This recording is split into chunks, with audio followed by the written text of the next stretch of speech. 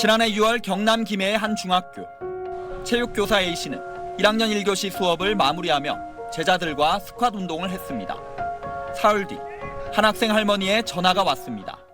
우리 오늘 학교 운동장에다가 이 폭염 속에 애를 세워놓고 우리 애가 소양이 될 체질이라 물을 잘 안 마셔요. A씨는 아이를 따로 세워둔 적이 없다고 했지만 항의는 계속됐습니다.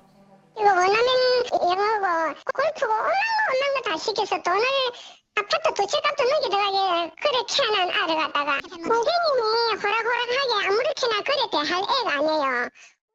이틀 뒤 이번엔 부모가 직접 학교를 찾아왔습니다. 싸가지고 너무 싸가지는데 어머니한테 저도 기한을 따랐습니다 이렇게 말씀하셨는데 맞습니까? 맞습니까? 네 아니요. 근데 그렇게 치료하듯이 어머니. 학부모는 교사가 아들의 귀를 잡아당겼고 스쿼트처럼 이른바 투명의자 자세를 시킨 건 가혹행위란 취지로 A씨를 아동학대 혐의로 고소했습니다.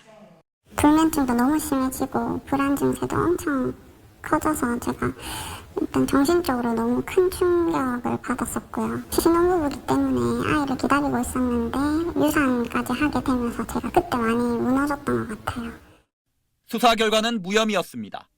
하지만 학부모의 민원은 이어졌고 A씨 일기장엔 계속 무너지고 있다.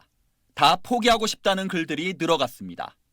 극단적인 시도를 하면서 남편이 이제 옆에서 잡아줘서 겨우 참고 어차피 이렇게 죽으려고까지 했던 그런 마음을 좀 돌려서 이 부분을 공론화시키고 더 이상 저뿐만 아니라 다른 선생님들도 이런 피해가 없어야 된다고.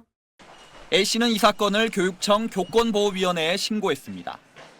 교권보호위원회는 학부모가 교육활동을 침해했다며 특별교육을 받아야 한다고 결정했지만 달라진 건 없었습니다. 학부모 교육은 강제성이 없어 무산됐고 학부모는 도리어 A씨를 무고와 모욕, 명예훼손 등의 혐의로 추가 고소했습니다. 학부모 측은 수사기관과 법원의 판단을 존중한다면서도 추가 고소한 사건은 법적 절차가 진행 중이라 답변이 어렵다고 했습니다. 지금 빨리 이것을 좀 중단시켜 주지 않으면 학교는 정말로 교육하기 힘든, 교육이 불가능한 그런 공간이 되지 않을까.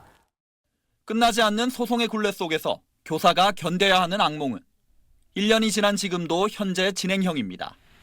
SBS 정반석입니다.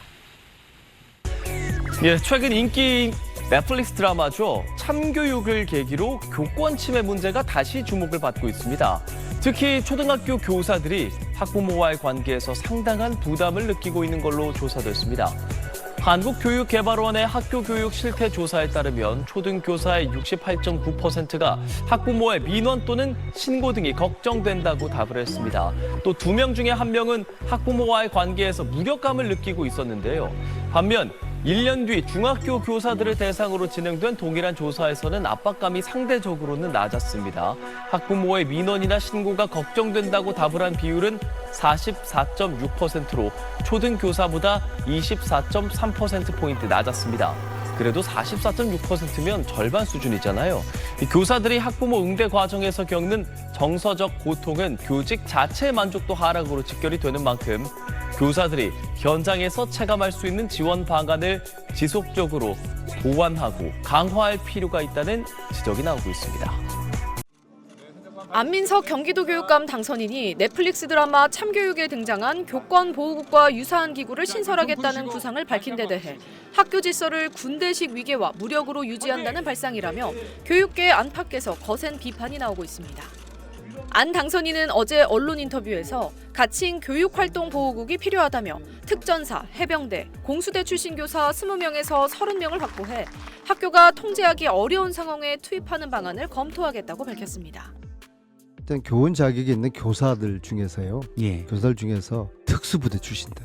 의외로 해병대 출신, 특전사 출신, 공수대 출신들이 생각했던 것보다 많더라고요. 예. 폭력은 절대 안 된다면서도 이렇게 말했습니다. 마동석 같이 그런 강한 사람이 폭력을 쓰지 않고 아이들을 잘 계도한다고 하면은 그건 아이들도 좋고 학교도 좋고 예. 모두에게 좋은 거 아니겠습니까?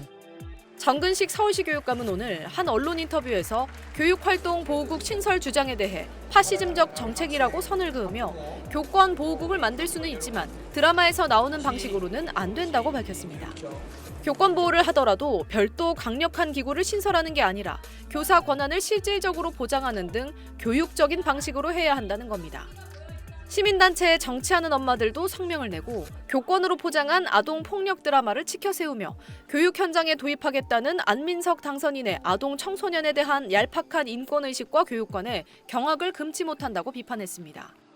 안 당선인의 구상이 학교 질서를 신체적 힘과 군대식 위계, 남성적 무력으로 세우겠다는 발상이라며 교실은 병영이 아니고 교육은 제압과 진압의 대상이 아니다라고 꼬집었습니다.